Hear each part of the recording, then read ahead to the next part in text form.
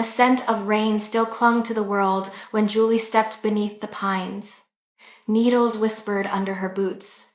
Water beaded on fern tips and slid down to the moss, vanishing with soft clicks she could feel more than hear. Morning light sifted through 1,000 wet leaves and turned the path ahead into a loose silver ribbon. She didn't take a road. Roads led to the village, and the village led to talk. The forest gave her quiet, and the quiet gave her back to herself. Julie adjusted the strap of her basket and touched the cool oval of stone that rested at her collarbone.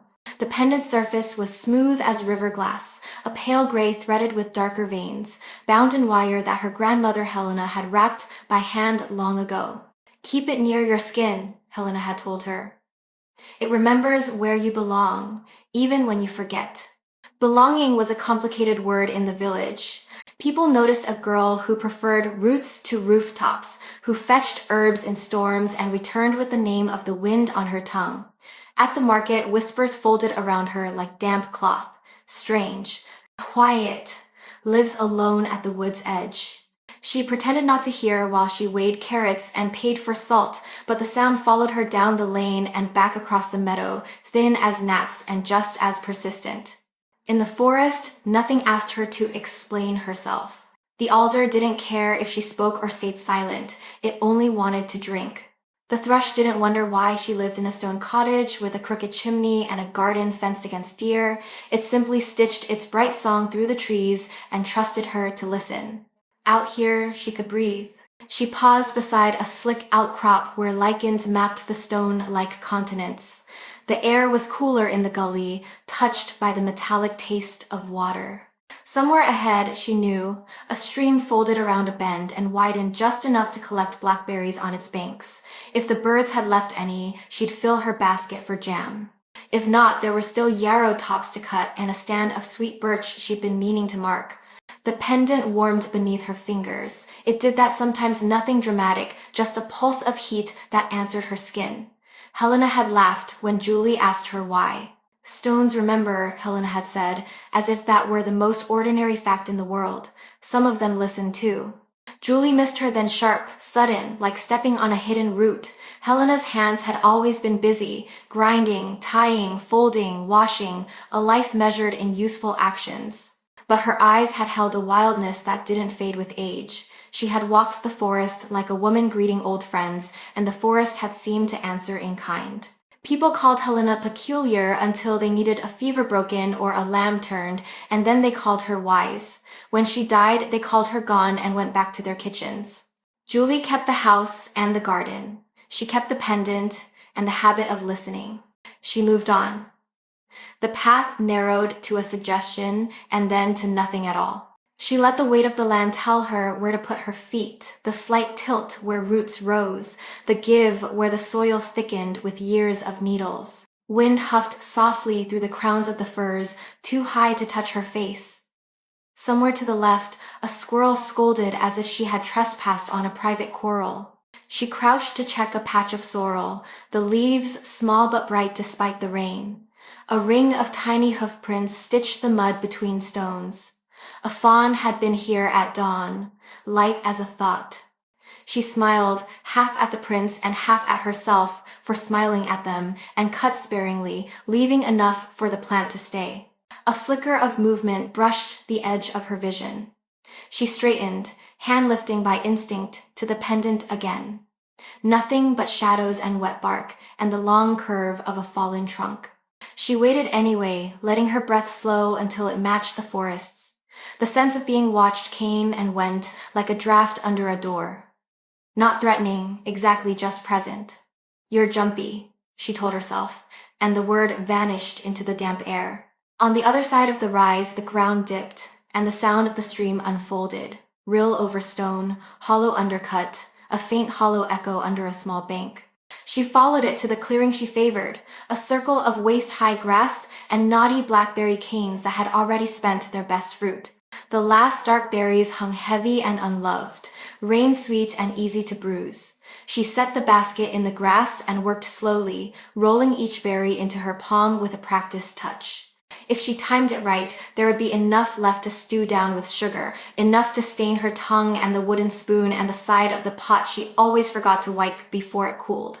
She imagined the kitchen warm, steam fogging the tiny panes, the kettle muttering. The thought softened something at her center. A jay screamed, abrupt and indignant. The sound clipped off, as if a hand had squeezed the air. Julie straightened again. Wet grass dampened her skirt to the knee. The stream's noise went on as before, but the birds above had folded their voices. That was wrong. Silence in the forest wasn't absence, it was attention. She turned slowly, eyes adjusting to the low light beneath the firs. Nothing moved. The fallen trunk, the slick stones, the ferns bowing beneath their own water. She licked rain from her lip and tasted iron where she'd bit down too hard. It's fine, she said, because sometimes your own voice is a tether. You're fine. And another sound threaded, the quiet, thin, high, there and gone. It wasn't the jay. It was smaller than that, smaller and nearer inked with a tremor that ran under the pitch like a bruise. She held her breath. There. Again. Faint, a whine not made for human throats. It came from beyond the fern curtain where the ground sloped toward the roots of an old pine. She knew that tree, lightning had split its crown years ago, and it had lived anyway, making a new green spire from what remained. Julie glanced toward the basket, toward the little roll of linen and the small tin of salve tucked between cloth and berries. She had packed them for nicks and nettle stings, the ordinary injuries of a morning out. The sound came once more, steadier this time. And something in Julie, some stubborn, inconvenient part that ignored good sense when something fragile was calling, moved her before she had decided to move. She pushed the ferns aside with both hands. Water shook loose, darkening the cuffs of her sleeves. The earth was soft under her boots, riddled with old roots. A bramble snagged her hem and she freed it without looking down, eyes on the tangle of shadows between the pine's raised roots. The pendant warmed at her collarbone. A quick pulse, as if in recognition. "Hello?" she said softly to the damp air and whatever shivered in it. "I won't hurt you." It's the shapes under the roots shifted, and a pair of eyes opened wide, new, and startlingly bright. Two pairs of eyes. One glowed a softer amber, still clouded with the haze of new life. The other, clearer, sharper, fixed on Julie, as though measuring her worth. The creatures were small, their fur downy and wet at the tips, patched with streaks of silver that shimmered faintly even in the dimness beneath the pine. Wolf pups. Her breath caught. She had seen pups before, once or twice, when a trapped hunter dragged a dead she-wolf into the village square, but never alive, never so close. They were too young to be here alone, too fragile. A mother wolf would sooner die than abandon her litter, which meant Julie pressed a hand to her chest. Something had already gone wrong. The smaller pup gave a thin whimper and shifted, revealing the bent line of a hind leg twisted wrong at the joint. Pain trembled through its tiny body, and the sound it made throbbed straight into Julie's bones. The other pup moved instantly, a soft growl bubbling in its throat as it stepped between her and its sibling.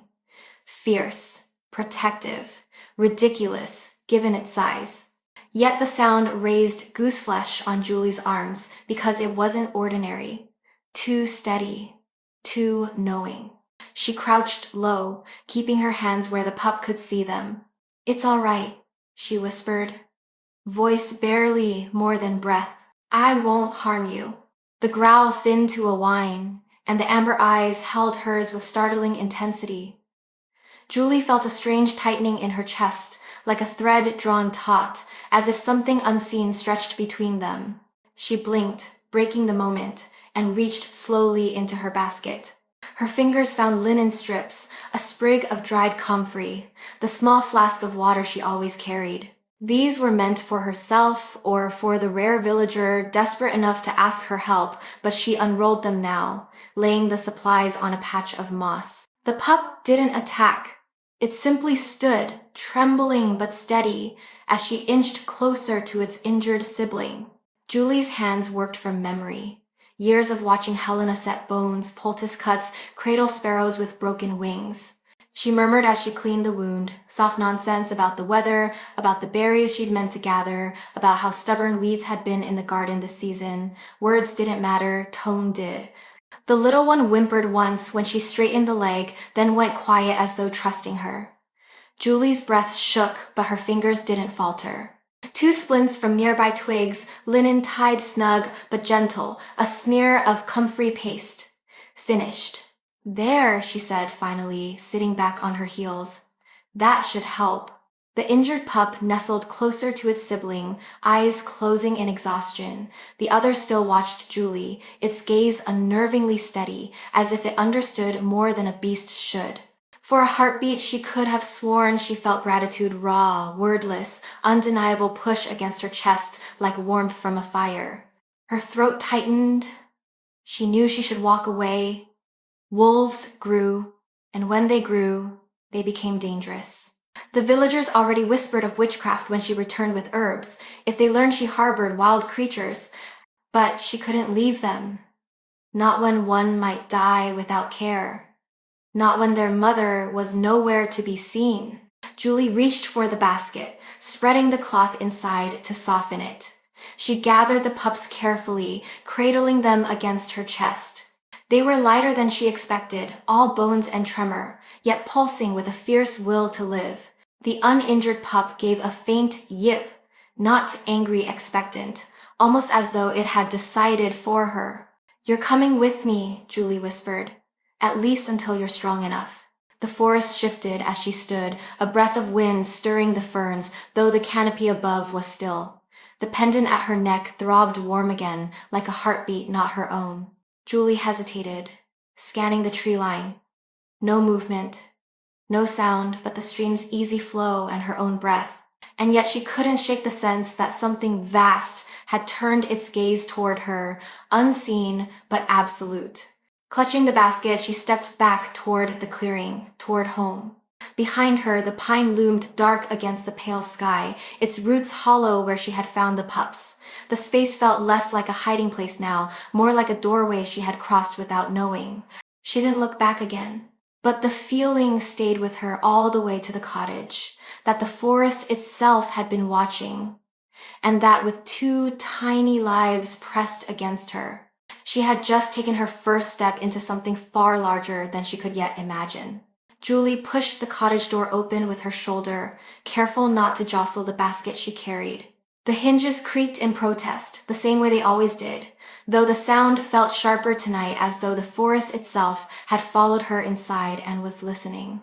The small stone house smelled faintly of ash from the morning fire and the rosemary she kept hanging in bundles above the hearth. Normally, the scent comforted her. Tonight, it only underscored how fragile the lives in her arms were, how easily the warmth could fade if she did nothing. She set the basket down near the fireplace and crouched beside it. The pups stirred. The uninjured one scrambled immediately to put itself between her and its sibling, tiny paws braced, hackles lifting, though its body trembled with exhaustion. Julie smiled despite herself. "Fierce little thing," she murmured. "You'll wear yourself out at this rate." She eased the injured pup onto a nest of folded cloths, arranging them into a shallow bowl of comfort. Its breathing steadied, the faint tremor along its flank easing as warmth began to seep in. The other pup followed, planting itself protectively across its sibling's body like a sentry refusing to abandon a post. Julie fetched the small clay jug of goat's milk she'd bartered for earlier in the week. She dipped a strip of clean cloth into the milk and let a drop fall against the smaller pup's mouth. At first there was no response, then a twitch, then a weak but determined suckling. Relief spread through her chest. She fed them both in turns until their bellies rounded slightly. When at last they curled together in sleep, their sides rising and falling in an unsteady rhythm, Julie sat back on the worn rug and let her own breath even out. The cottage felt changed. Not larger or smaller, simply different, as though the walls had shifted to make space for something the air had been waiting to hold. Her grandmother's voice brushed her memory. "The forest will protect those who protect it." Julie touched the pendant again, tracing the ridges of the wire. What am I doing, Grandma? She whispered into the quiet. They're wolves. Wild things. This isn't— A sound cut her short. Not from inside, from outside. A scrape, soft but deliberate, along the shutter. Then 3 distinct taps. Julie froze. No one knocked on windows. Not here, not at this hour. Her gaze darted to the pups. They twitched in their sleep, but neither woke. The air grew thick, heavy enough that her lungs stuttered on the inhale. She stood slowly, every muscle protesting, and crossed to the window. The latch was still in place, the shutter firm against the frame. She laid her palm flat on the wood. It thrummed under her skin, a vibration not made by wind. Julie backed away. Her eyes went to the door, the bolts drawn, the iron hook secured. Safe, she told herself. As safe as stone walls could make her. The forest didn't stay outside, though. She felt it pressing, curious, waiting. She forced herself to move, to stir the fire back into a steady glow. Sparks leapt, crackled, spread orange warmth across the hearthstone. Shadows shrank. The pendant against her skin pulsed once, faintly, as though acknowledging something unseen at the edge of the night. Julie drew a blanket around her shoulders and settled on the rug, watching the pups sleep. Their tiny breaths kept time with the fire's rhythm. She should have felt reassured. Instead, she felt the opposite, that something vast had shifted to notice her, and that the world she had known might already be sliding out of reach. The night stretched long. Julie stayed awake, listening. At first, it was only the usual sounds, the crack of firewood, the distant rustle of wind shifting through the pines outside. But beneath those familiar notes came something else, an undercurrent too steady to be chance. A presence, watching. She rose and moved quietly to the small window. The shutters left a thin seam where light leaked into the dark. She pressed her eye to it, heart hammering. For a moment, she saw nothing but the silver scatter of moonlight across wet grass. Then the shadows stirred. A figure, a shape larger than any man or beast she knew, stood at the edge of the trees. A wolf. Massive, dark-furred, its eyes lit with a cold blue glow that pierced the clearing. It didn't move closer, didn't prowl or bare its teeth. It simply stood, unblinking, its gaze fixed on her cottage as if measuring every stone, every breath inside. Julie's pulse rattled. Her first instinct was fear, pure, primal, but something in that gaze kept her still. It was not the hunger of an ordinary predator. There was weight in it, thought. Her pendant throbbed warm against her chest. The wolf's ears twitched, catching a sound she couldn't hear. Its head lifted slightly, and the moonlight carved silver into its fur. Then, as silently as mist dissolving in dawn, it turned and slipped back into the trees. Julie stayed at the window long after it had gone. Her hand clutched the pendant until her knuckles ached. She should have felt relief. Instead, she felt as though a door had opened somewhere inside her life and nothing could close it again. Behind her, a small sound tugged her attention. The pup stirred. The injured one whimpered, stretching its splinted leg, while its sibling nudged against it with a soft, insistent noise. Their eyes blinked open in the firelight, fixing on Julie with an awareness that unsettled her as much as it comforted. "You're safe," she whispered, kneeling beside them. She stroked the fur of the uninjured pup, marveling at its warmth, at the fragile heartbeat that tapped against her palm. The injured one gazed at her then, long and searching, as though it recognized her from some dream neither of them had spoken aloud. Julie swallowed hard. "I don't know what I've gotten myself into," she admitted. But she did know one thing.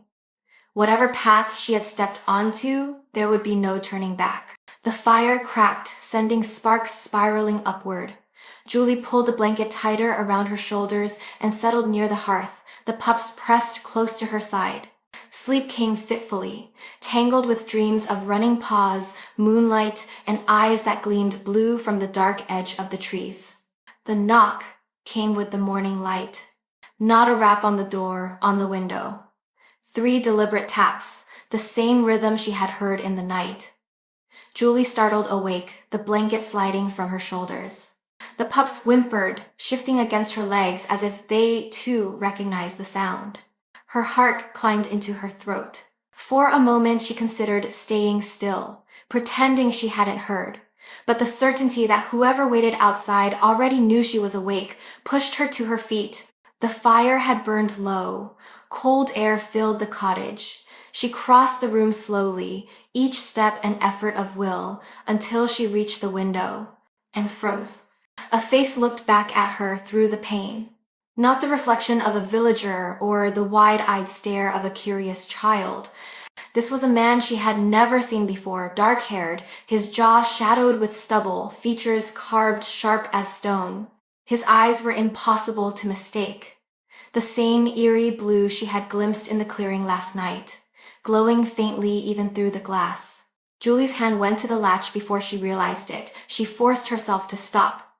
"Who are you?" she demanded, voice low but steady. The man didn't answer. He didn't need to. Behind her, the pups stirred again. The uninjured one let out a high yip of recognition, ears pricking, tail wagging as it scrambled toward the window. Julie's breath caught. Whoever this man was, the pups knew him. The stranger's mouth curved slightly, though it wasn't a smile. His gaze flicked to the pups, then returned to Julie with a weight that made her feel as if he had read every thought she hadn't spoken. He raised one hand and tapped once more against the glass, an unspoken request. Julie hesitated, her mind tumbling through warnings. She lived alone. No one would come if she screamed. And yet, some part of her knew that refusing him entry wasn't an option. Slowly, she moved to the door. Her fingers trembled on the latch, but she lifted it anyway. The door swung open. He filled the threshold. Taller than any man she'd known, his shoulders broad beneath a cloak of dark fur that gleamed faintly silver at the edges. The air seemed to tighten around him, charged like the moment before lightning strikes. "You have something that belongs to me," he said. His voice was deep, rough, as though unused to human speech. Julie gripped the doorframe for steadiness. "They were abandoned," she answered, surprising herself with the sharpness in her tone. "One was injured. I couldn't leave them to die." The man studied her, head tilting slightly in a gesture that struck her with an uneasy familiarity. The same way the pups had regarded her the day before. "No," he said after a moment. His eyes narrowed and the faintest edge of curiosity touched his words. "You are not like most humans." The pendant at Julie's chest pulsed warm, as though echoing his claim. Behind her, the pups barked again, tiny and eager, their tails thumping against the floor. They wriggled toward him without fear, as though a piece of their world had just walked through her door. Julie swallowed, forcing herself to meet his gaze. "Then tell me," she said, "who are you?" The corner of his mouth lifted in something close to a smile. "My name is Adrian." The name lingered in the air like a chord struck deep. Adrian. Julie tightened her grip on the doorframe, every instinct in her telling her this was no ordinary man. The cloak across his shoulders shimmered faintly in the morning light, the same sheen as the pups' downy coats. "They know you," she said at last, glancing at the pups now tumbling toward his boots, whimpering with joy. Adrian crouched with a fluid grace that didn't belong to any villager she had ever met. He extended one large hand. Instantly, the pups pressed against it, whining and licking his fingers. The hard lines of his face softened, grief flickering beneath his eyes before it was quickly hidden. "They are mine," he said quietly. "Their mother." His voice caught, then steadied. "Eveline. She was killed 2 nights past. Hunters from beyond the ridge." Julie's breath stilled. The word hunters rang with more weight than she wanted to imagine. She thought of the twisted leg she had bound, of the whimper that had tugged at her bones, and something inside her tightened in sympathy. "I'm sorry," she said, and she meant it. Adrian nodded once, though his eyes never left her face. They were piercing, searching, as if weighing more than her words. "Few of your kind would have touched them. Fewer still would have cared for them." Julie bristled. "I couldn't walk away." A silence stretched between them. Then, almost as if testing the shape of it, he asked, "What is your name?" Julie hesitated. Something in the way he asked, made her feel the weight of answering. Her grandmother had always warned her, names have power. At last, she lifted her chin. Julie, I saw it. Adrian repeated it softly, and the way her name sounded in his voice made the air shift, warm and strange. The pups yipped as if in agreement, tails wagging furiously. Adrian straightened, his height forcing Julie to tilt her head back. In the morning light his eyes gleamed that impossible blue again, wolf eyes in a man's face. She realized then what the villagers' stories had always hinted at but never spoken plainly. This was no ordinary wanderer. You set the bone, Adrian said, nodding toward the smaller pup, and you bound it well. Julie's throat tightened. I've helped with animals before, and people, she added, though her voice came out softer than she intended. He studied her for a long moment, as if her answer confirmed something he had already suspected. Then he said, not human, not merely wolf. I am both. The words landed like stones in her chest. Julie's fingers drifted unconsciously to the pendant at her throat. The stone pulsed with a faint warmth, as if it too recognized the truth in his confession. Adrian's gaze dropped to it. His eyes narrowed slightly, and something sharp recognition, maybe even alarm flashed there. That stone, he said, his voice lower now, almost reverent. Where did you get it? Julie swallowed, the air thick around her. It was my grandmother's, Helena. She gave it to me before she died. Adrian took a step closer. The pups trailed at his heels, but Julie barely noticed. His presence filled the small cottage, heavy and inevitable, like a storm pressing down before it breaks. That stone, he murmured, was not meant for human hands. Julie's fingers tightened on the pendant, the silver wire biting faintly into her skin. Not meant for human hands, she repeated, her voice sharper than she intended. It was hers, my grandmother's. She said it would protect me. Adrian's gaze lingered on the stone, a flicker of recognition shadowing his eyes. It came from the heart pool, he said slowly. The source of my people's power. Very few have ever been permitted to take anything from it. Fewer still have survived keeping such a gift. Julie shook her head. You're speaking in riddles. My grandmother was no thief. She was just a woman who loved the forest. Adrian's lips pressed into a line, and for a moment he said nothing. Then he crossed the room, his stride measured but quiet, until he stood near the fire. The pups trailed him, circling his boots like shadows that refused to leave. She was not only a woman, he said at last. If she carried that stone, then Helena once belonged to us. Julie stared. The words felt impossible, absurd, and yet the pendant's steady warmth seemed to pulse harder, as though affirming him. Belonged to you, she whispered. Adrian's eyes lifted, locking on hers. To my people, to the pack. All that. Silence filled the cottage, broken only by the faint hiss of a log settling deeper into the fire. Julie shook her head. That can't be. She lived her whole life in the village. Everyone knew her. Did they? Adrian asked. His tone wasn't mocking, but it carried weight. Did they truly know her? Or only the part she chose to show? Memories surfaced unbidden. Helena's uncanny way of predicting storms before clouds gathered. Her sharp hearing that caught distant hoofbeats before anyone else. The way animals seemed to pause, listening, whenever she entered the woods. Julie had called it wisdom. The villagers had muttered strange blood. Her throat dried. Even if that were true, what does it matter to me? Adrian studied her a long moment. Because blood remembers, Julie, and yours carries more than you realize. Her chest tightened. She wanted to deny him, to laugh, to tell him he was wrong.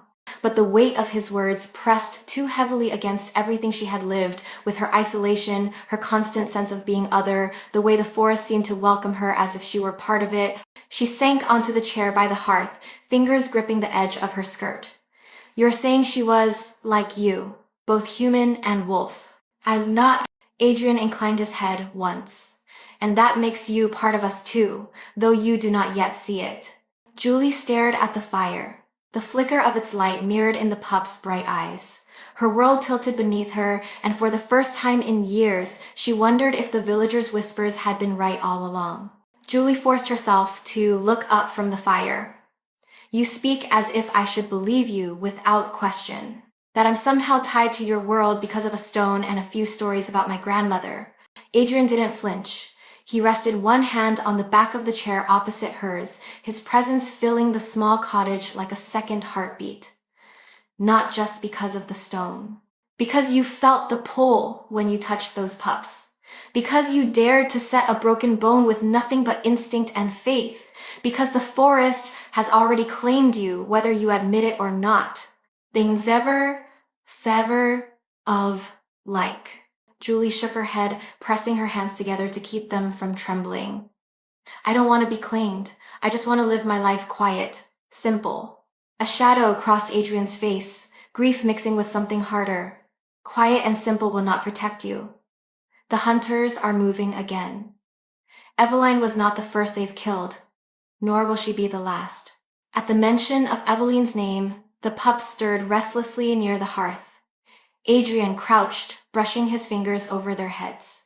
The gesture was tender, almost painfully so, and Julie caught the faint tremor in his hand as if the memory of Eveline's death still lived in his body. She was my sister, he said, his voice low, almost raw, second only to me in the pack. She was fierce, loyal, trusted, and they slaughtered her as if she were nothing more than prey. Julie's throat tightened. She thought of the twisted legs she had bound, of the pup's desperate eyes. Hunters, she whispered. Why? Wolves don't trouble the village. People avoid the forest. They fear what they don't understand, Adrian said grimly, and some hunt not from fear but from greed. Our kind are rare. To those who covet power, our blood is worth more than gold. The fire cracked, spitting sparks onto the stone hearth. Julie flinched at the sound. Adrian's gaze softened, though the grief remained. I tracked Eveline's killers through the eastern ridge. They left her body broken. I buried her before I found these two wandering alone. His hand lingered on the pups, who pressed into his touch as if seeking comfort. I would not have forgiven myself if I had lost them as well. Julie's chest ached. I only meant to keep them alive. I didn't know they were. She broke off, realizing the truth hung between them already. My blood, Adrian finished for her. His eyes lifted, their blue glow steady as moonlight. And now, because you sheltered them, you have stepped onto a path that cannot be undone. Julie's breath caught. You make it sound like I had no choice. You had a choice, Adrian said, standing again, tall and immovable, and you chose compassion. That choice binds you more deeply than any stone or bloodline. The pendant pulsed once, warm against Julie's chest, as if agreeing. She pressed her hand over it, suddenly afraid of what it might mean. Adrian's voice softened, almost gentled by the sight. There is more you must know, but not here. This cottage, this village, they are no longer safe for you. If the hunters catch the scent of what you carry, they will come. Julie stared at him, at the pups curled trustingly against the hearth, at the firelight flickering over stone walls that had always been her refuge. The thought of leaving twisted something sharp inside her. Yet beneath the fear, another feeling stirred. A pull, steady and undeniable, as though the forest itself leaned toward her, whispering that her world had only just begun to open. Julie's fingers curled tightly around the pendant, feeling the faint heat seeping from the stone as if it were alive. The memory of her grandmother's voice rang through her mind. Keep it close, child. It remembers where you belong. She forced herself to look at Adrian. This stone, you called it the Heartpool's gift. What exactly is it? Adrian's eyes followed the pendant, and for the first time since stepping into her cottage, his expression wavered. Not grief, not suspicion, reverence. The Heartpool lies deep within the forest, in a place where the veil between forms is thinnest. Its waters are sacred. From them our kind draw strength, healing, and the bond between wolf and man. Julie frowned. Then why would my grandmother have it? She never left the village as far as I knew. Here. She left more than you realize, Adrian said. his voice quiet but firm. If Helena carried that stone, then she once stood at the heart pool herself. And if she carried it out, it was not stolen, it was given. The words struck Julie like a blow. Her grandmother, the woman who hummed lullabies while tending herbs, who told stories by firelight, who seemed half wild and yet utterly hers, standing in some hidden place of power, chosen by creatures that lived between worlds. She never told me, Julie whispered. She was protecting you, Adrian answered. His gaze was steady, unyielding. Knowledge of our kind is a dangerous burden. Hunters slaughter those who carry even a whisper of it. If she kept her silence, it was out of love. Julie's throat ached. She wanted to argue, to insist her grandmother had been nothing more than human. But the pendant's warmth pulsed again, stronger this time, as though it rejected her doubt. What does it mean for me? She asked, her voice low. If this pendant was hers, if she was tied to your people, what does it make me? Adrian studied her, his eyes narrowing slightly, though not in judgment. It means you carry the trace of her blood. It means the forest will never turn you away. And it means the choice before you is greater than you know. Julie shook her head, standing abruptly as though she could shake the weight of his words. No, I'm not one of you. I don't want to be one of you. I just want my life. Your life has already changed, Adrian said, his tone calm but final. He nodded toward the pups, nestled by the hearth.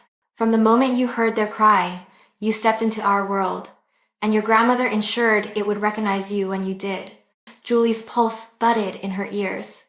The room felt smaller, the air charged. Outside, the forest loomed beyond her shuttered window, suddenly less a refuge and more a waiting presence. And for the first time, Julie wondered if she had ever truly belonged to the village at all. Julie's knees gave way, and she sank back into the chair by the hearth.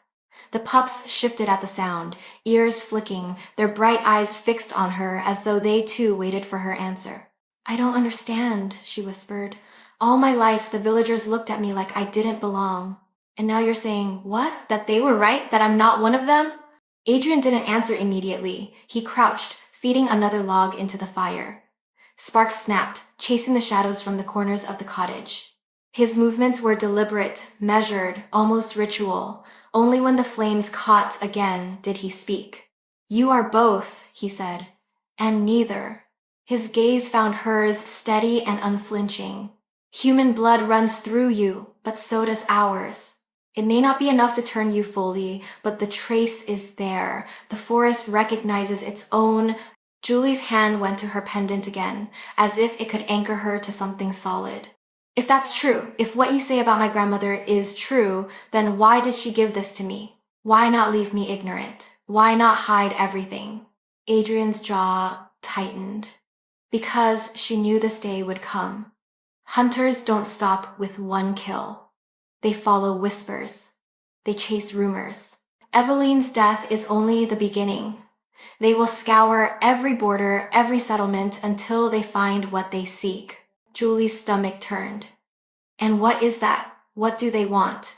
Adrian's expression darkened. Our blood, our power, the heart pool itself. To them, it is not sacred, only a weapon to be stolen, sold, twisted. His hand closed into a fist against his knee. They would bleed this forest dry if they could. If you was on the firelight caught the hard line of his cheek, the gleam of something primal in his eyes. For a moment, Julie almost forgot the man before her and saw only the wolf that had stood outside her cottage the night before, watching, waiting. She swallowed. And you think I'm part of this? That because of Helena, because of this pendant, they'll come for me? I don't think, Adrian said. I know. His words landed with the weight of truth, heavy enough that Julie felt her breath shorten. She thought of the villagers' whispers, of the way they crossed themselves when she passed, of the way no one ever truly met her gaze. Perhaps, without knowing it, they had always sensed what she was. Her voice came out as a whisper. So what do I do? Adrian rose to his full height again, and when he spoke, his tone was that of someone who had already decided for her. You cannot stay here. The village is no refuge. They will never protect you. You must come with me. Julie's heart lurched. The idea of leaving the cottage, the garden, the life Helena had left behind sent panic clawing up her throat. Yet beneath it all, something deeper stirred, a pull. As if the forest itself leaned closer, urging her toward the truth she had spent her life avoiding. The pups whined, one limping forward until it pressed its nose against her knee.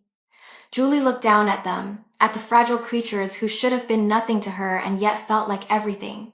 The fire hissed, throwing a shadow across Adrian's face, sharpening the glow in his eyes. Choose quickly, Julie, he said softly, because the world you knew is already gone. The next morning, Julie carried the pups into the village, hidden beneath her cloak. She told herself it was only for necessities, grain, salt, a coil of twine, but every step felt heavier than the last. The market buzzed with voices, but when she appeared, conversation thinned like smoke in wind. People turned. They always had, but today their stares seemed sharper, cutting her down to bone. She's odd, that one, an older woman muttered, not bothering to lower her voice. Always skulking in the forest, another added. Look at her eyes, never right, never human. Julie clenched her jaw and kept walking, holding the pups close. Beneath the cloak they stirred, and one gave a faint whimper. She quickened her pace, praying no one had heard. At the baker's stall, she asked for bread, keeping her head down. The baker's wife narrowed her eyes. You've been away longer than usual. In the woods again? Julie forced a smile. Gathering herbs. The woman sniffed, unconvinced, and pushed the loaf across the counter with more force than necessary. Julie placed her coins down, but before she could turn away, a man from the next stall leaned in. They say wolves have been near the ridge, he said, his tone low but meant to carry. Animals disappearing. Tracks too large for common beasts. You wouldn't know anything of that, would you? Julie froze. The pendant at her chest seemed to pulse, though it was hidden beneath her dress. She shook her head. No. His eyes narrowed. Strange. You live closer to the forest than anyone. Seems you'd notice first. She forced herself to walk away, heart pounding. Her hands shook so badly she nearly dropped the basket of goods she had managed to gather. Behind her, whispers rose again, sharper than before. Wolf-blooded. Witch. Not one of us. By the time she left the market square, her chest felt tight, as though the air itself rejected her. She slipped into the shadow of the trees, her only refuge. The pups wriggled under the cloak, pressing close to her ribs, as if sensing her distress. Julie exhaled shakily, stroking their small heads. It's all right. Almost home. But even as she said it, she knew home wasn't safe anymore. She could feel it in the way the villagers' eyes followed her, in the way the whispers clung like thorns. And when she glanced back once, she saw one of the men from the square watching her retreat with a frown that promised more than idle suspicion. The cottage door closed behind her with a finality that made her chest ache. She leaned against it, clutching the pups to her chest. What am I supposed to do? She whispered. From the hearth, Adrian's voice answered. She hadn't heard him enter, but there he was, tall and dark against the firelight, his cloak draped over one shoulder. You already know, he said. You cannot remain here. Not after today. Julie startled, her heart leaping into her throat. You can't just come and go like that. Adrian's blue eyes held hers, calm and certain. Hunters are moving closer, and your neighbor's fear is turning sharp. If you stay, they will give you to the ones who seek you, whether they understand what they hand over or not. Julie pressed her lips together, unwilling to admit he was right, but the truth pressed down on her, heavy and undeniable. The pups whimpered, curling tighter against her chest. She closed her eyes. She had always thought the cottage would be her safe place, the walls she could cling to when the world outside turned cruel. But now those walls felt more like a trap, and beyond them, the forest called, waiting, whispering, offering both danger and something she couldn't name. Julie lowered the pups into their blanket nest near the fire, then rose to face Adrian.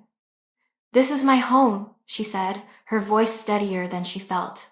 Helena built her life here. I can't just walk away from it. Adrian studied her in silence for a moment, the flames painting blue shadows into his eyes. When he spoke, his tone was measured, but carried a gravity that weighed on the room. Your grandmother understood the danger, that's why she left the pack. But danger has a way of finding what it seeks. You saw their faces today. They don't trust you. When the hunters arrive, and they will, the villagers will not shield you. They will offer you up to save themselves. Julie's hands curled into fists at her sides. She wanted to deny it, to argue that her neighbors were harsh but not cruel. Yet the memory of their whispers clung like nettle stings. She thought of the man's narrowed eyes, of the way the baker's wife shoved the loaf toward her as though afraid her touch might stain it. Adrian's voice softened. Helena gave you the pendant because she knew one day you would have to choose between clinging to a cage or stepping into the truth of who you are. What? Julie turned toward the small window, staring at the familiar outline of the well, the crooked fence around her herb garden. Each piece carried a memory, mornings of grinding herbs with Helena, evenings of mending clothes by the fire, quiet hours when she believed solitude was enough. Leaving felt like betrayal, and yet staying felt like surrender. The pups whined softly. The injured one stretched its splinted leg, no longer as stiff, already stronger than the day before. Their eyes found hers, trusting, expectant. Adrian stepped closer, not threatening, simply present. His voice dropped low, steady as the earth beneath them. Julie, the world you built here has already cracked. You can stay until it collapses around you, or you can walk away before it does. If you come with me, I will take you where your grandmother once walked. To the heart pool. To answers. To your blood. Her heart lurched at his words. The heart pool. The place Helena had never spoken of but had somehow prepared her for. Julie closed her eyes, and for a long moment she let herself imagine staying. The cottage, the garden, the familiar rhythm of her days. But when she opened them again, she saw only walls too thin to hold back what was coming. Her hand went to the pendant. It pulsed faintly, warm beneath her fingers. She drew in a slow breath. If I leave, there's no coming back, is there? Adrian's gaze didn't waver. Once you step into the forest's truth, you cannot return to a lie. Julie's throat tightened, but she nodded. Then I'll go. Something flickered across Adrian's face, relief, perhaps, or recognition of a path that had always been inevitable. The pups yipped as though they understood. Julie bent, gathering them back into the basket, her hands trembling but determined. She glanced once more around the cottage, the hearth, the worn rug, the shelf where Helena's herbs still hung drying. The only life she had ever known. And then she turned away. Adrian moved to the door, his presence filling the space like the final shadow before night. He looked back at her once, his voice low. Be ready. From here on, everything changes. Julie tightened her grip on the basket, the pendant warm at her throat, and followed him into the waiting forest. The forest grew denser the farther they walked. Julie followed Adrian's long, purposeful strides, her basket clutched tightly against her chest. The pups shifted now and then, soft sounds rising from the folds of cloth, but otherwise they were calm, as if they, unlike her, already knew the way. Morning light broke through in scattered beams, painting the mossy ground with shifting gold. The deeper they went, the taller the trees became. Their trunks widened into pillars, bark ridged like ancient stone. Julie had lived her whole life on the forest's edge, but she had never seen trees like these. It felt like stepping into a cathedral built not by hands, but by centuries. Her breath caught when the ground began to slope downward. A stream wound beside them, its water startlingly clear, catching shards of sunlight until it gleamed like glass. Adrian never faltered, moving with a silence that unnerved her.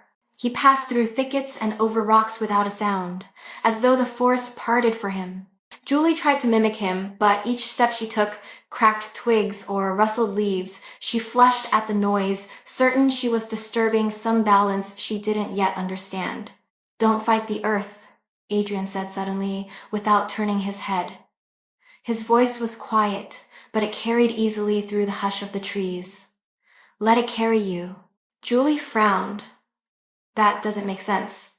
It's... He glanced back, and for the briefest moment, she saw amusement touch his eyes. It will. The path narrowed until it barely existed. Branches caught at Julie's cloak, tugging as though asking her to turn back. But each time she faltered, the pendant pulsed warmly, urging her forward. Finally, after what felt like hours, Adrian stopped. Julie nearly collided with him. He lifted a hand. Listen. Julie held her breath. At first she heard only the rustle of leaves, the faint chatter of birds. Then, slowly, she realized there was something else beneath it all. A hum, low and steady, rising from the ground itself. It vibrated through her soles into her bones. What is that? She whispered. The heart of the forest, Adrian said. You are close now. He stepped aside and Julie moved forward, brushing past a curtain of ferns. Her breath caught. The forest opened suddenly into a hidden valley. The air shimmered faintly, as if touched by unseen light. Stone structures rose from the earth, half-grown with moss and flowers, blending so perfectly with the land that they looked more like part of it than anything built. A stream cut through the center, its water glowing faintly blue-green even in daylight. And there were people at least, at first glance. But as Julie looked harder, she realized they were not all human. Some walked upright in human form, cloaked and speaking softly. Others padded through the grass as wolves, their coats black, gray, or silver. Still others shifted between states, fur rippling across skin before vanishing again. Julie's heart thudded. She stumbled back, clutching the basket tighter. Adrian's hand steadied her shoulder. His voice was calm, but it carried weight. Welcome, Julie, to my people. Julie's steps faltered as she followed Adrian down the slope into the hidden valley. The closer they drew, the more aware she became of the eyes on her. Conversations hushed, pause stilled mid-step, and the air itself seemed to tighten. Men and women with that same otherworldly bearing turned to watch her. Wolves circled, their intelligent eyes gleaming, their bodies sleek with power. Julie swallowed hard. She had grown up enduring whispers in the market, but this was different. The villagers' suspicion had been sharp, mocking, born of ignorance. The looks here were heavier, curiosity, calculation, distrust, like a council weighing a verdict. One wolf, its coat russet streaked with gray, stepped closer. It was larger than the rest, shoulders level with Julie's chest. Its golden eyes narrowed, and a low growl rumbled in its throat. Julie froze. Adrian moved instantly, a hand raised in warning. Damon, he said, his voice quiet but edged with command. Enough. As oppressive. The wolf's growl deepened, but after a long pause, it turned away, retreating with reluctant steps. The crowd dispersed slightly, though no one stopped staring. Julie exhaled shakily. They don't want me here. Adrian's gaze swept the valley, calm and unshaken. They've never seen a human walk into this place, not in decades. Suspicion is natural. His eyes flicked back to her, catching the firelight of the stream. Suspicion does not decide, truth does. I know things. Julie's fingers tightened on the basket. Inside, the pups stirred, giving soft, plaintive whines. The sound broke through the tension like a pebble tossed into still water. Several wolves pricked their ears, and even those in human form leaned closer, curiosity flickering in their expressions. Adrian crouched, opening the basket. The pups scrambled out, their small paws pattering against the stone. The uninjured one, Kale, bounded forward eagerly, yipping toward the gathered pack as if announcing their arrival. His sister Leora followed more carefully, her splinted leg awkward but functional. A ripple moved through the crowd. Relief, recognition, even joy. Julie blinked. They know them. Adrian's expression softened, his hand brushing briefly over Leora's head. They are Eveline's children. Every wolf here felt her loss. Seeing her pups alive, it means more than you can understand. Julie's chest tightened. She looked at the little ones, who now wagged their tails as wolves and people alike bent to greet them, voices warm with affection. For the first time since entering the valley, the sharp edge of hostility eased. But when her gaze lifted again, she caught Damon watching her from the edge of the crowd, his amber eyes hard as flint. She shivered. Compassion for the pups might soften some hearts, but for others her presence remained a threat. Adrian straightened beside her, his presence a wall of steadiness. Come, he said quietly. There are those you must meet before nightfall, the ones who hold the right to judge. Julie's stomach knotted, but she forced her feet to move. With every step deeper into the valley, she felt the pull of the pendant, its warmth rising as though it recognized this place. And for the first time, she wondered if the whispers of her bloodline were about to be laid bare. Adrian led Julie across the valley floor, the pups scampering close at their heels. Julie kept her eyes forward, resisting the urge to glance at the stairs that followed her. At the valley center rose a structure unlike the cottages she had seen. Circular, its stone walls curved smoothly as if shaped by wind and time, rather than chisels. A living roof of moss and small flowers crowned it, glowing faintly where the sunlight touched. 2 wolves flanked the entrance, their posture rigid, eyes tracking every step she took. Adrian inclined his head toward them. They dipped their muzzles in return, not to Julie, but to him. Only then did they step aside. Julie's heart thudded as Adrian pushed open the heavy wooden door. This is the Elder Hall, he said softly. Those who keep the memory of our pack reside here. As a rep, the air inside was cooler, heavy with the scent of sage smoke and something sharper, metallic, like rain striking stone. Light filtered through narrow slits in the walls, illuminating carvings that spiraled across the stone, wolves running, moons rising, forests etched in curling patterns. 3 figures waited near the far end of the chamber.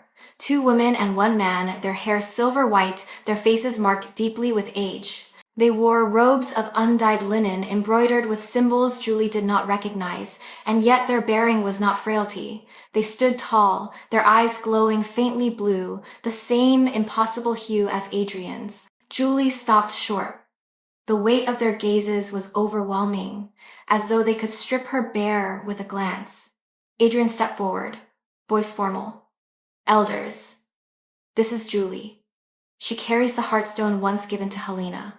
In Oz, the oldest woman tilted her head, her gaze sharp enough to pin Julie in place. Helena, she murmured, tasting the name like a memory. It has been many years since that child walked these halls. Julie's breath caught. You knew her? The woman's lips curved, not unkindly. Knew her? She was of our blood. Lyra's daughter. My granddaughter. Her voice did not waver, though her eyes softened with something almost wistful. Your grandmother, child. Julie's world tilted. She stumbled back a step. That's not possible. My grandmother lived in the village all her life. She chose the village, the woman interrupted gently. But she was born here, born Lyra of the Silver Crest Pack, until she followed her heart into your world. Julie's pulse roared in her ears. Fragments of memory crashed over her. Helena moving silently through the woods, animals flocking to her, her uncanny strength even in age. The stories, the pendant, the sense of always being apart, it was all true. The male elder spoke then, his voice like gravel, steady and stern. Her blood flows in you, though faint. That is why you hear the forest, why the pups knew you, why the heartstone warms to your touch. Julie clutched the pendant at her throat, desperate for something solid. If that's true, what does it make me? Adrian's gaze never left her. His voice was low, certain. It makes you one of us. Julie's legs felt unsteady beneath her. She wanted to deny what she'd heard, to insist Helena was nothing more than a healer, a woman who baked bread, told stories, and mended cloaks. But deep down, every instinct in her whispered the same truth the elders had spoken. Helena had been more. The younger of the 2 women stepped closer, her robe trailing softly against the stone floor. Her eyes glowed a gentler blue than the others.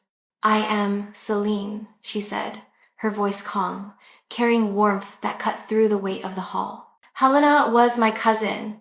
We grew up together before she left. She was strong, willful, like you. Julie swallowed, unable to speak. Celine's gaze flicked to the pendant.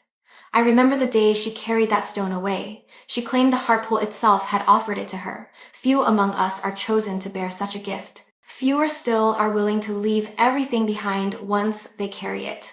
The male elder gave a low sound, not quite a growl, but close. And fewer still return to mix our blood with human stock. Look at this child. His eyes, sharp and piercing, cut into Julie. Quarter blood at best, the hunters already close in on us. Do you not see the danger in welcoming her? Julie's chest tightened.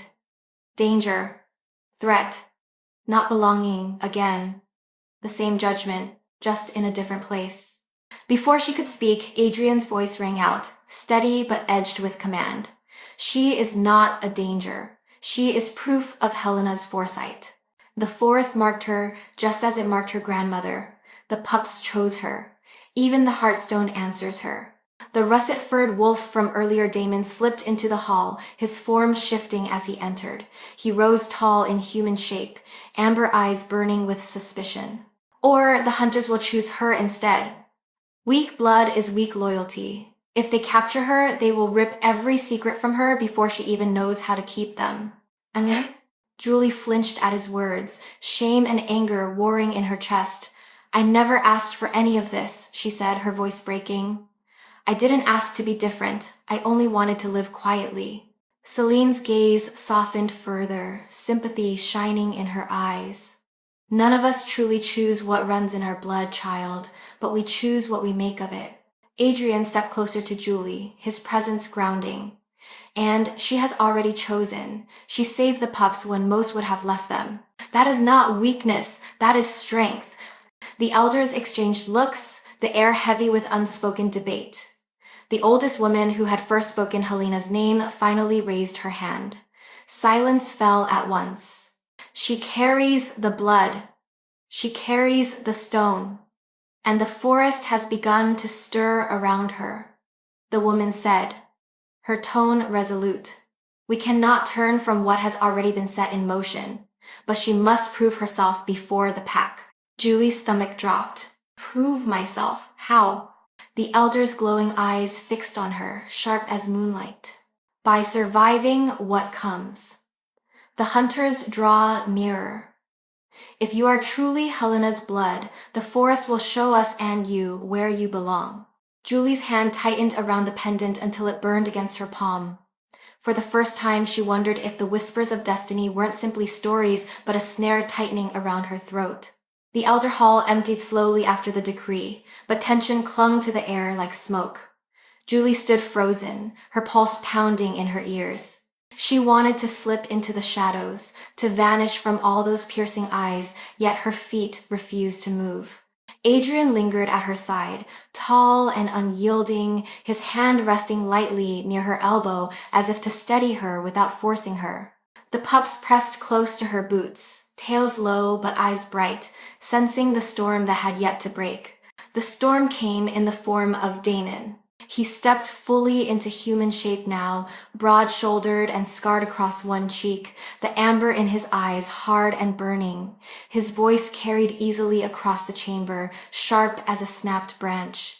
This is madness, he growled. We bleed, we bury our dead, and now you would bring her among us? A stranger, a human. She is not only human, Adrian countered, his tone calm but iron beneath it. You heard the elders. Helena's blood runs in her veins. She carries the Heartstone. The forest itself chose her. Damon bared his teeth, not quite a snarl, but close.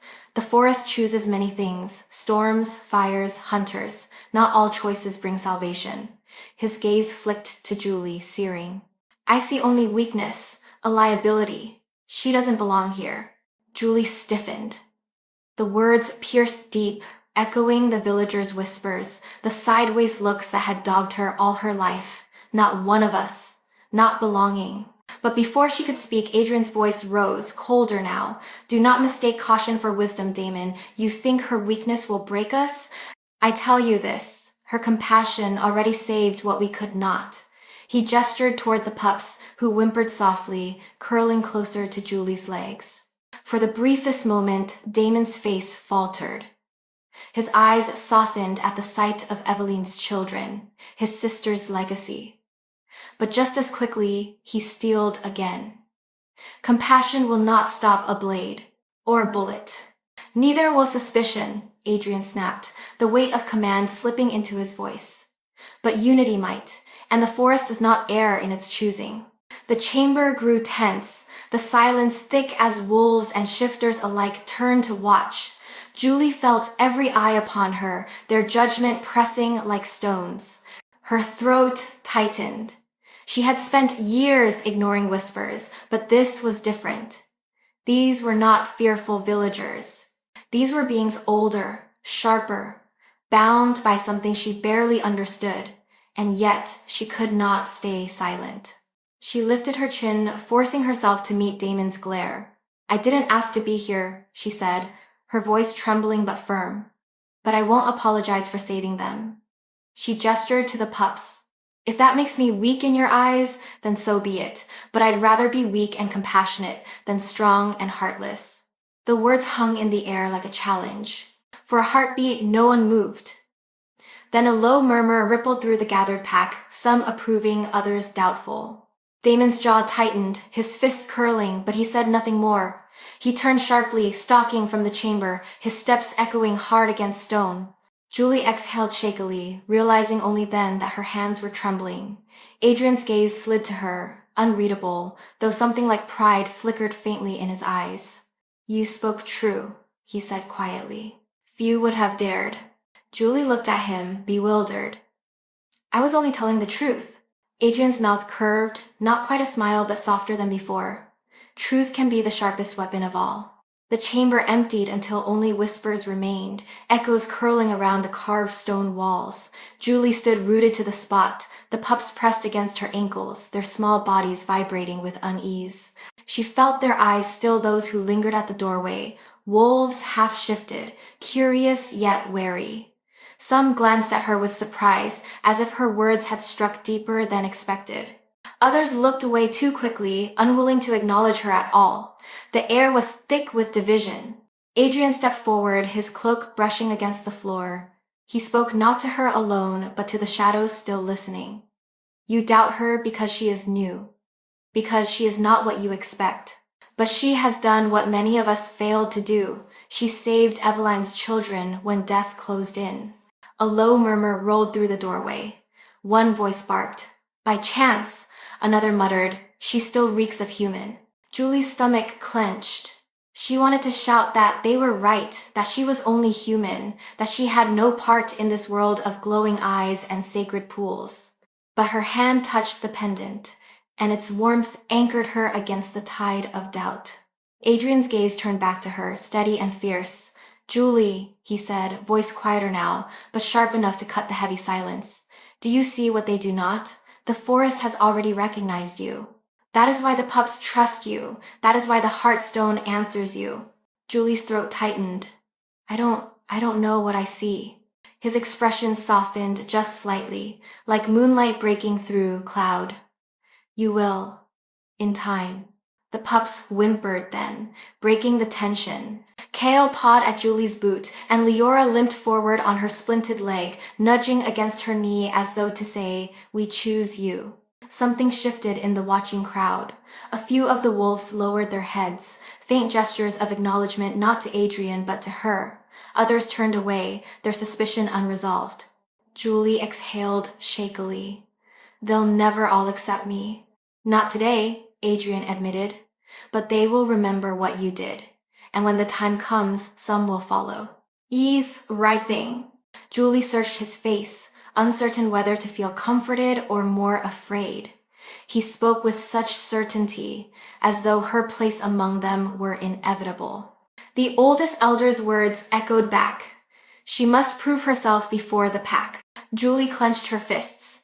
She didn't know how to prove anything to people who had already decided she was an intruder. But as the pups curled against her, their warmth seeping into her legs, she knew one thing with startling clarity. She would not let anyone, wolf or man, tear them from her. Adrian's hand brushed her shoulder, grounding her.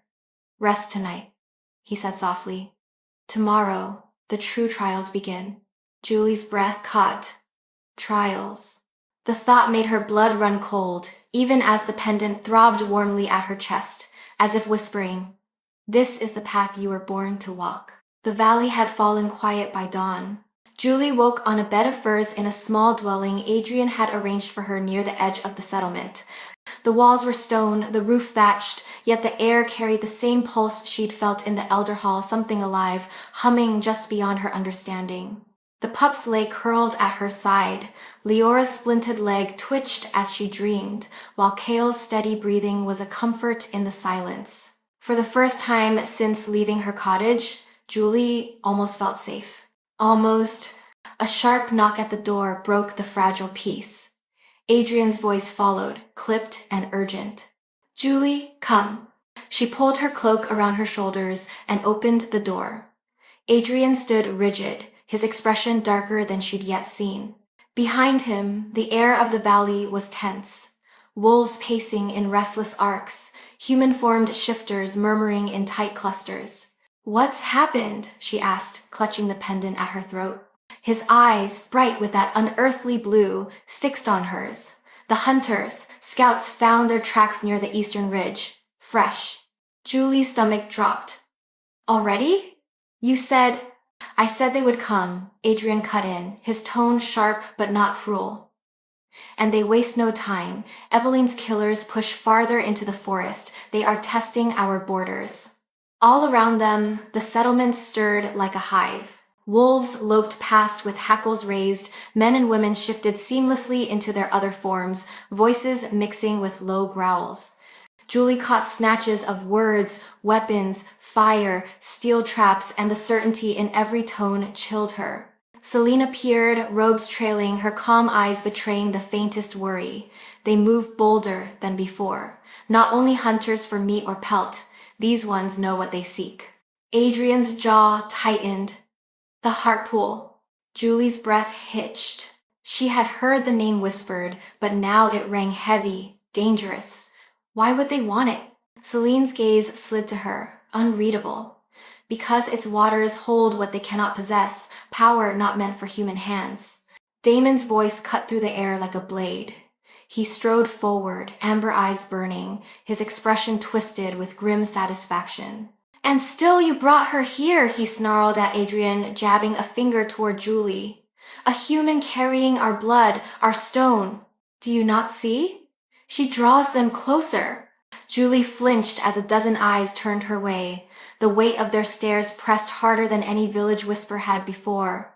"I didn't ask for this," she said, her voice shaking. "I didn't call them here." Damon's lip curled. "Perhaps not with words. But your presence is a beacon. Hunters smell weakness. They will find it." Adrian stepped forward, shoulders squared. His voice cracked like thunder. "Enough." The air stilled. Even Damon fell silent, though his glare never softened. Adrian turned to Julie. "This is not your fault, but the hunters will not stop until they have what they seek, which means every soul in this valley must prepare." Julie clutched the pendant so tightly it burned her palm. She wanted to run, to vanish back into her cottage and pretend none of this was real. But when she looked down, Kael and Leora pressed close to her ankles, their small eyes shining with trust. Something in her heart hardened. If the hunters came, she could not hide. Not anymore.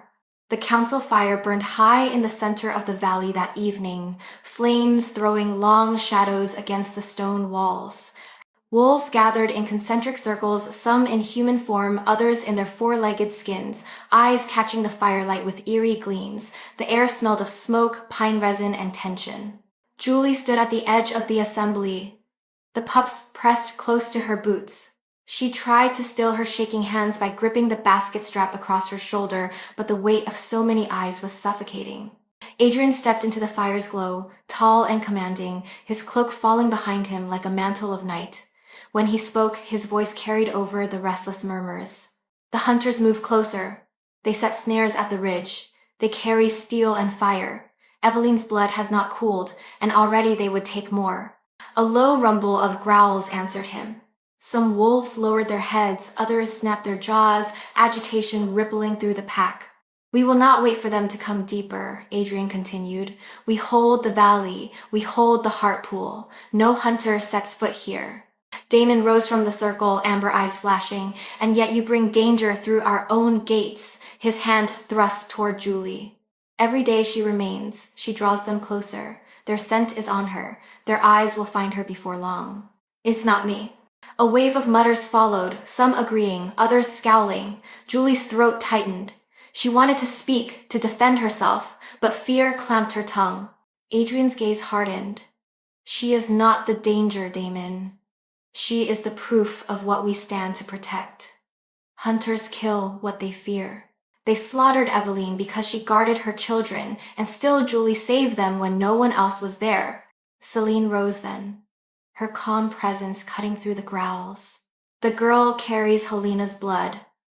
That alone should be cause to watch, not to condemn. Blood does not lie. The oldest elder lifted her hand for silence. The murmurs faded. Her voice cracked but strong, carried to every corner. Hunters are not the only trial we face. The forest itself has chosen to test us. Julie's arrival is no accident. If she is truly Helena's kin, she must prove it not only to us, but to herself. Julie's stomach dropped. She glanced at Adrian, but his expression revealed nothing. Prove it? She managed her voice raw. How?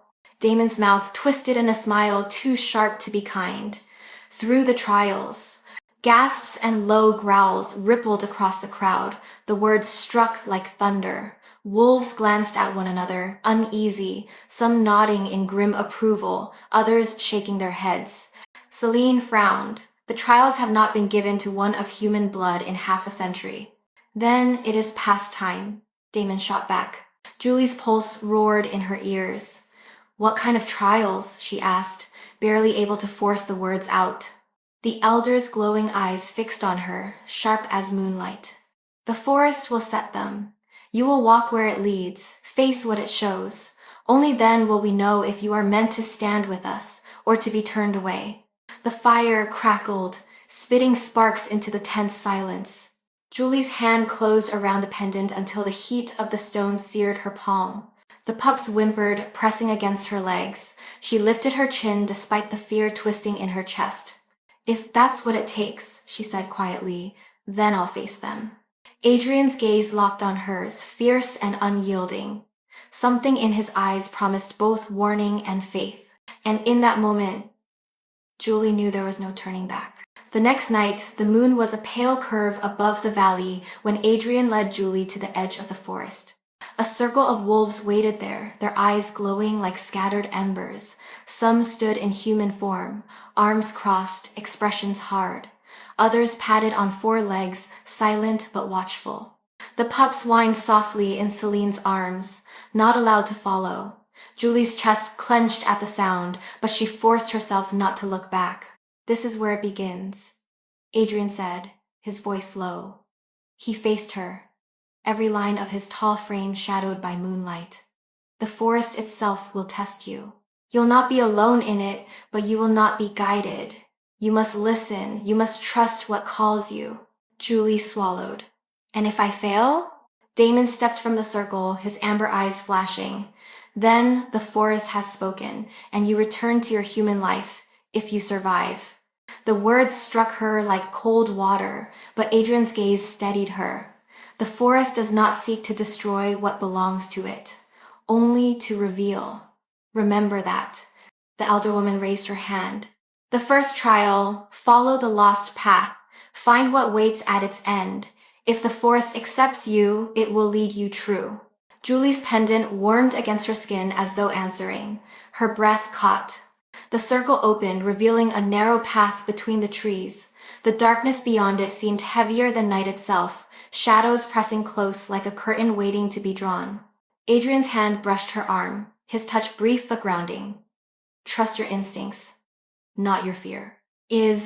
Julie nodded once, though her knees trembled. Then she stepped into the shadows. The forest closed around her. At first, she thought she knew the way. The trail was faint but visible, threads of trampled grass and pressed earth. Yet with every step, the shapes around her shifted. Trees leaned closer, their branches clawing together overhead. The air thickened, filled with scents she couldn't name, earth, rich with rot, water sharp as metal, the musk of unseen animals. Her pendant pulsed with warmth at intervals, as though it had a heartbeat of its own. Each throb seemed to pull her slightly left, then right, guiding her away from false turns. Still, doubt gnawed at her. What if it leads me astray? What if I imagine it? She pushed on, forcing herself to breathe slowly, to listen. At last, a sound reached her, faint, fragile. A cry. Julie froze. It was high-pitched, pained, almost familiar. Her heart lurched as she realized it was the same kind of sound that had first led her to Kale and Leora. Without thinking, she hurried toward it, shoving through ferns and branches until she stumbled into a clearing. There, caught in a steel trap, lay a young wolf. Its paw twisted painfully in the iron teeth, its amber eyes wide with terror. Julie's stomach dropped. The trial wasn't only about finding the path. It was about this. A test of what she would do when cruelty stared her in the face. She fell to her knees beside the creature, hands trembling as she reached for the trap. The wolf pup whimpered, its paw caught in the cruel iron teeth of the trap. Julie's stomach turned at the sight, the way the steel bit into fur and flesh, the metallic tang of blood already staining the ground. She reached toward the trap, then stopped. A low growl rumbled from the young wolf's throat, its eyes flashing with fear and pain. "It's all right," Julie whispered, keeping her voice steady even though her hands shook. "I'm not here to hurt you."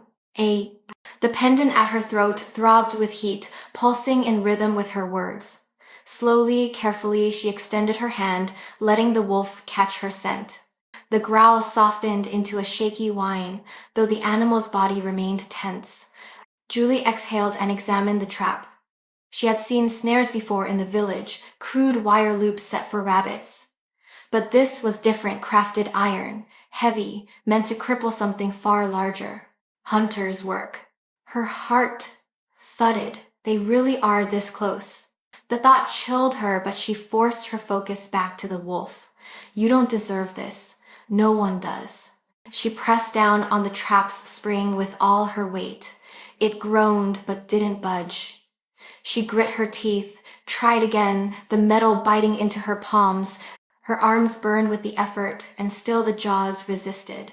"Come on," she hissed through clenched teeth. "Open." The pendant flared hot against her skin, and suddenly the trap gave way with a sharp click. The jaws snapped open, releasing the wolf's paw.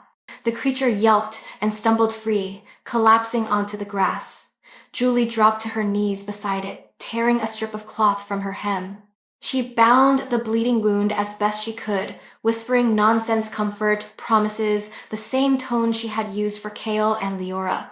The young wolf's trembling eased.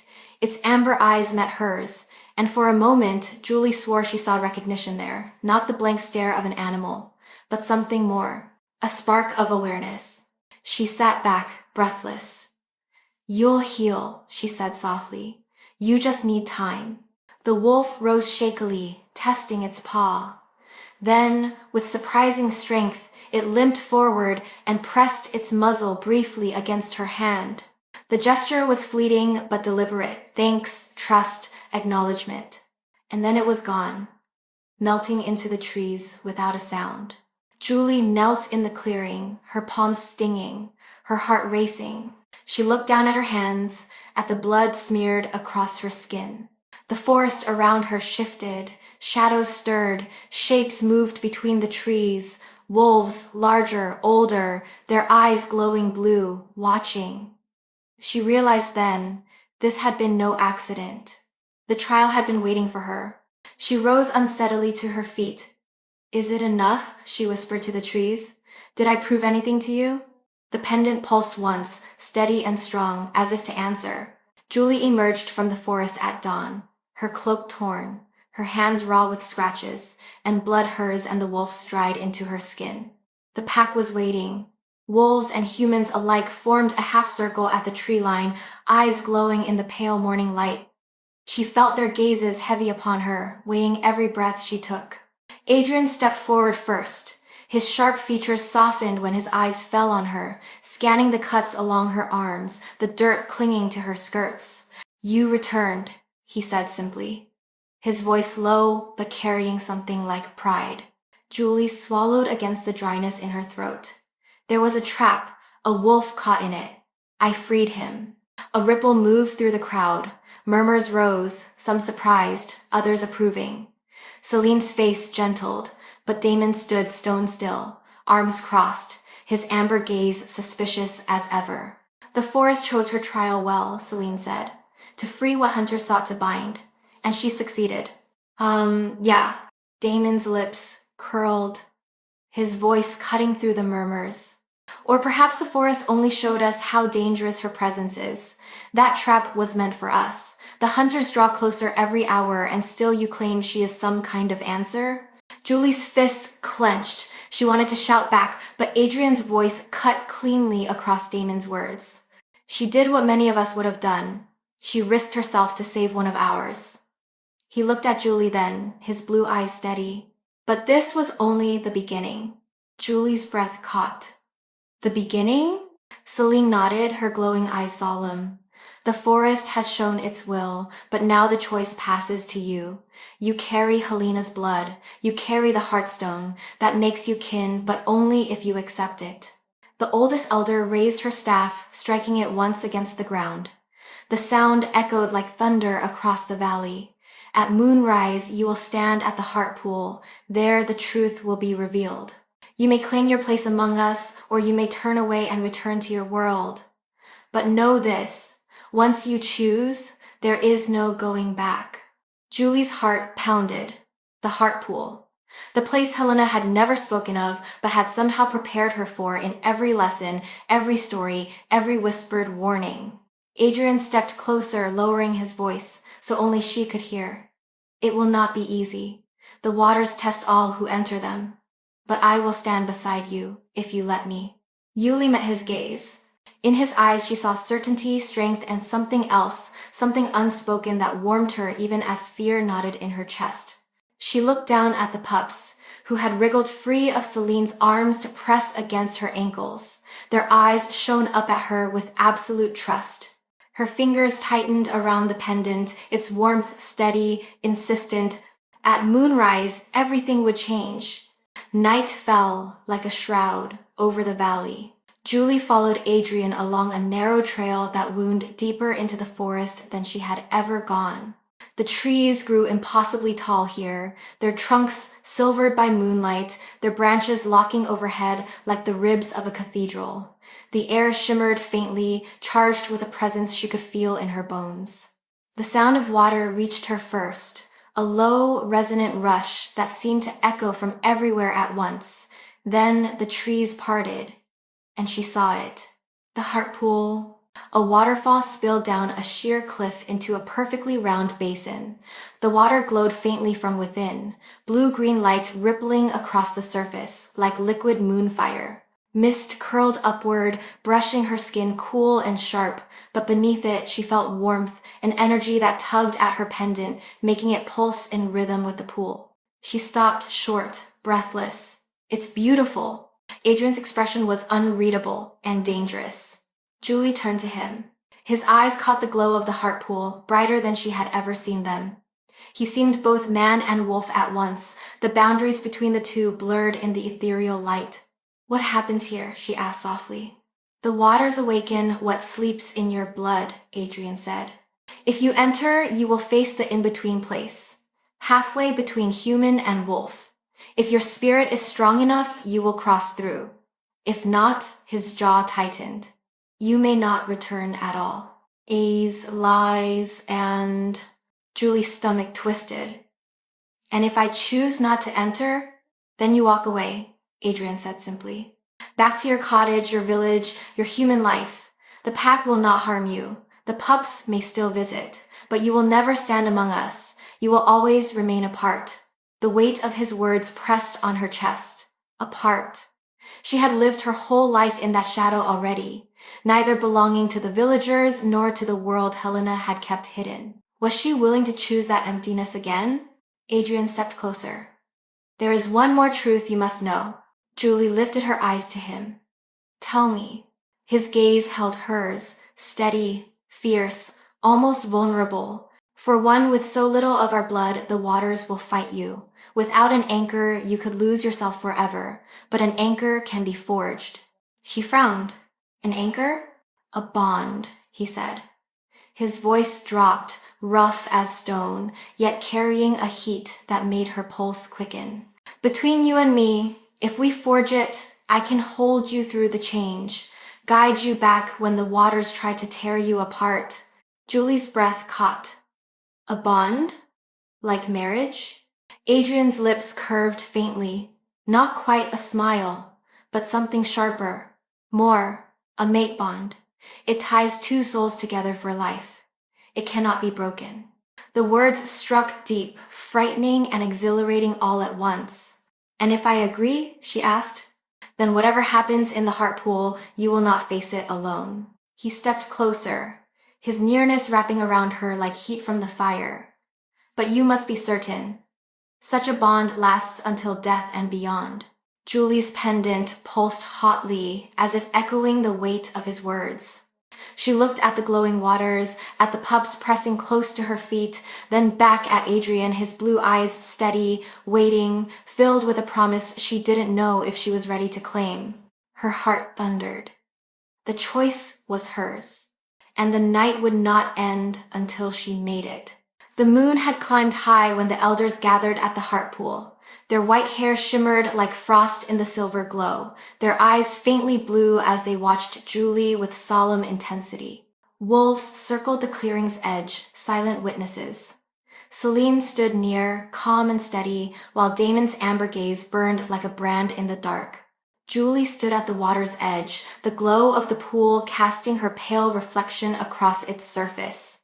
Her fingers clutched the pendant at her throat so tightly the wire cut her palm. Her heart pounded loud enough, she wondered if the entire pack could hear it. Adrian stepped closer, the mist curling around him as though it belonged to him. He carried no cloak now, only dark leather across his shoulders, his presence stripped down to raw strength. His eyes caught hers, fierce and unwavering.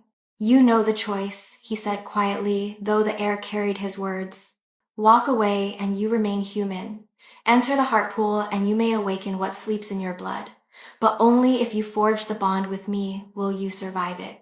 Julie's throat tightened, dozens of eyes weighed her, the villagers' whispers had always called her other.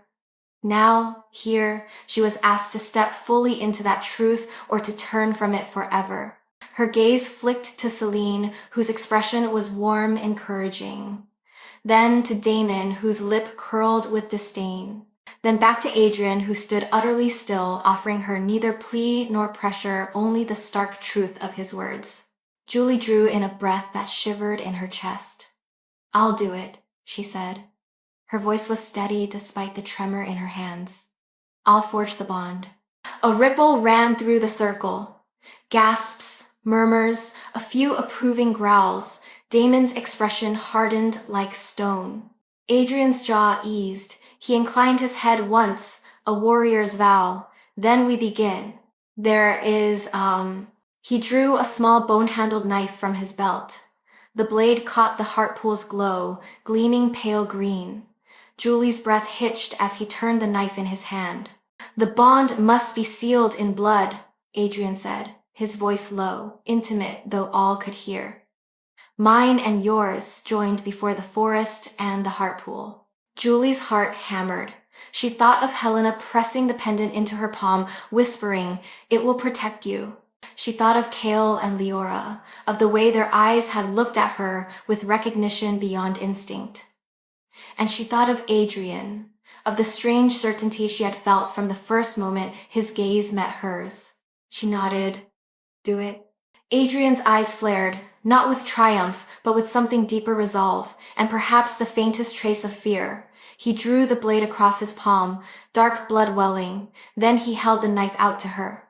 Julie swallowed hard, forcing her trembling fingers to close around the hilt. The bone handle was warm from his grip. She pressed the edge against her skin, wincing as it sliced her palm. Blood welled bright and hot. Adrian reached for her hand. His was larger, rougher, and when their palms met, their blood mingled, running together between their fingers. The moment it touched, a jolt seared through Julie's body. She gasped, knees nearly buckling as heat surged into her veins. Not pain, something vaster, sharper, like fire laced with light. Adrian's eyes locked on hers, glowing fierce and unearthly. He spoke words in a tongue she didn't know, ancient and guttural, yet the sound vibrated in her bones as if she had always known their meaning. The world around her seemed to fade. All that remained was the weight of his hand, the rush of shared blood, and the golden thread of connection that snapped taut between them, alive, pulsing, indestructible. Julie's breath caught. She could feel him.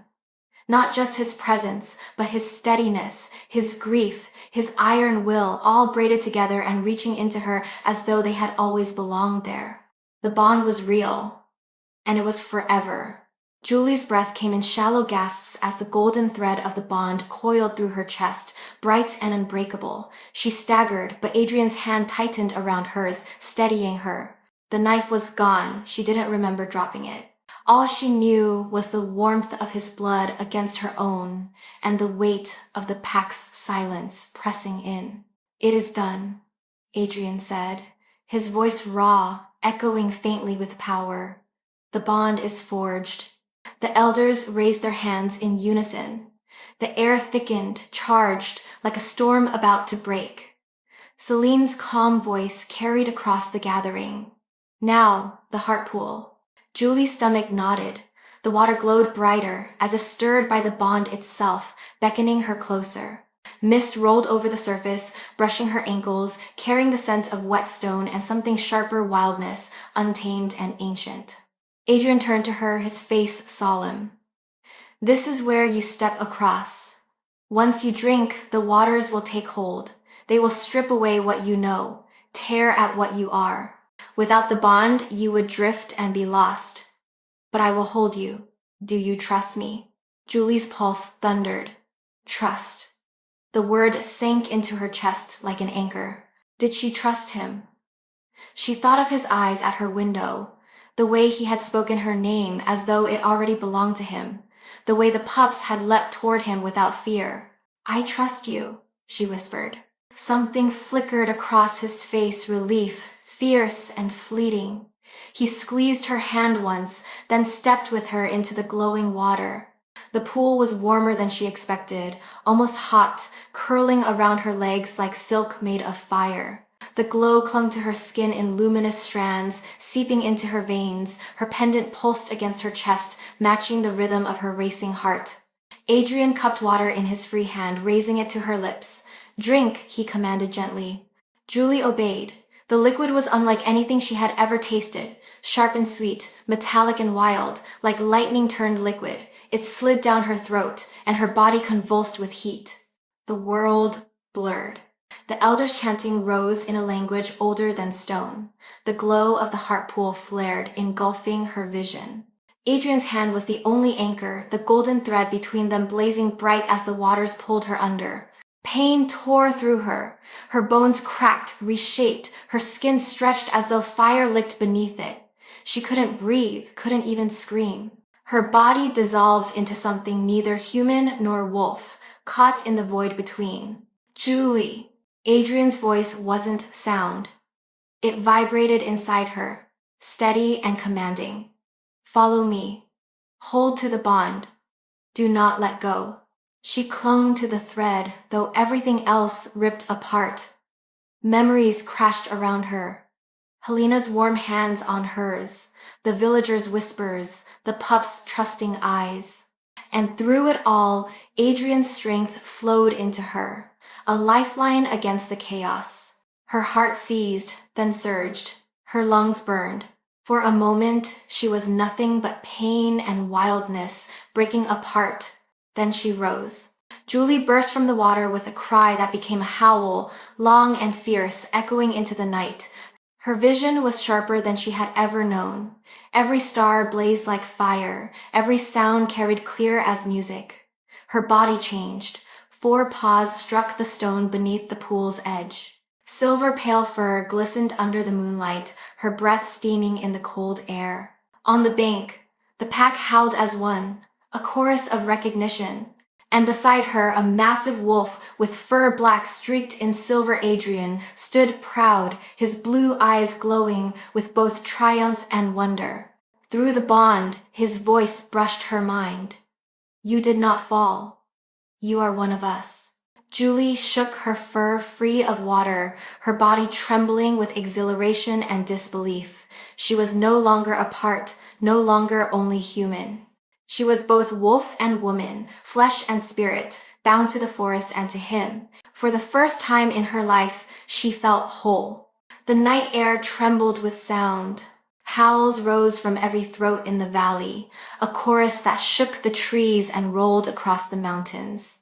Julie stood at the Heartpool's edge, her silver-white fur dripping with light, her chest heaving from the force of her first howl. She had never heard anything so wild, so fierce, so utterly alive, and realized with a jolt that the sound had come from her. Adrian stood beside her in his wolf form, vast and powerful, his blue eyes fixed on hers. The bond between them pulsed like a living thread, carrying his pride, his relief, and something deeper, a warmth that made her heart race. They see you, his voice echoed inside her mind, steady and sure. They know you are ours now. Julie's gaze swept across the gathered wolves. Some lowered their heads in acknowledgement. Others still stared with open wariness, their ears pinned back. But the howls did not falter. Even Damon, standing at the far edge, gave voice to the song, though his amber eyes burned with reluctance. Celine stepped forward in human form, her robe glowing faintly in the moonlight. The forest has spoken, she declared, her voice carrying over the howls. The Heartpool has accepted her. Julie is kin of the Silver Crest Pack. The word struck Julie with a weight that nearly buckled her legs. Kin. Accepted. For so long, she had lived at the edge of belonging, never inside it. Now, for the first time, she stood not apart, but among. She lowered her head, overwhelmed, as Kale and Leora tumbled forward, yipping with excitement. They pressed against her fur, licking her muzzle. Julie nudged them close, her heart surging with the tenderness that made her chest ache. Adrian shifted then, his wolf form dissolving into the tall, dark-haired man she had first seen at her cottage window. He approached her slowly, reverently, as if she were something both fragile and formidable. Julie, he said, his voice carrying in the hush that followed Celine's declaration. You chose us, and the bond you forged tonight, it cannot be undone. You are mine, as I am yours. Before this pack, before the forest, before the moon itself. The murmurs of the crowd rippled like wind through grass, some approving, some stunned. Julie's chest tightened. She shifted back into her human form, breathless and trembling. Her hair clung wet to her face, her body still raw with the ache of transformation. And yet, standing barefoot on the stone, she lifted her chin and met his gaze. I chose the forest, she said, her voice low but steady. I chose the pack, and I chose you. A hush fell. The bond between them surged bright and hot, sealing her words with more force than any vow spoken aloud. Adrian's eyes softened, and for a moment his stern face broke into something that might have been joy. The elders raised their hands. The pack howled again, this time not in doubt or mourning, but in welcome. Julie's heart pounded with the rhythm of it. For the first time in her life, she was not merely enduring the whispers of others, she was part of a song greater than herself. The howls rolled into the night, echoing through the mountains until it felt as though the stars themselves were listening. Julie stood breathless among them, her hair plastered to her shoulders, her chest rising and falling with the echo of her own voice still in the air. Then Adrian shifted again, his body dissolving into the immense wolf she had first seen in the shadows outside her cottage. His silver-streaked coat shimmered under the moonlight, powerful and commanding. He turned his head toward her, his glowing eyes locking on hers. The bond between them pulsed. Run with me. Julie's heart leapt. The thought carried no command, only an invitation, warm and certain. She looked at the heart pool one last time, its glow still painting the mist with blue fire, then let the change take her. Her body stretched and broke, reshaped not with agony this time, but with exhilarating ease. Paws struck the stone, claws dug into earth, and her new form shook free of lingering fear. Silver white fur gleamed under the moon. The pack's eyes widened, murmurs rippled, then wolves all around her bowed their heads in acknowledgement. Adrian nuzzled her muzzle, a deep rumble in his chest. Through the bond, she felt his pride, his fierce joy, and something gentler, quieter, an unspoken vow. Together, they bounded into the forest. The pack followed, a surge of paws and bodies slipping through the trees like a single living current. Julie ran beside Adrian, her breath sharp with cold air, her senses alive in ways she had never imagined, the scent of pine and moss, the thunder of paws striking the earth in unison, the rush of blood singing through her veins. "You're not alone anymore," Adrian's voice whispered through the bond. Julie's heart swelled, her stride lengthening, her body moving with effortless grace. For the first time in her life, she felt not other, not strange, not apart. She was exactly where she was meant to be, at the center of the forest's song, at Adrian's side, the pack at her back. As they broke into the moonlit clearing, howls rose again, wild and victorious, proclaiming not only survival but belonging. Julie lifted her muzzle to the sky and let her own howl join theirs, her voice weaving through the chorus. And in that sound, in the bond she had chosen, in the pack that had claimed her, in the forest that had always waited, Julie finally understood the truth. Helena had carried all along. The forest will protect those who protect it. It's in your blood. The night stretched before her, endless and alive, and she ran into it without fear.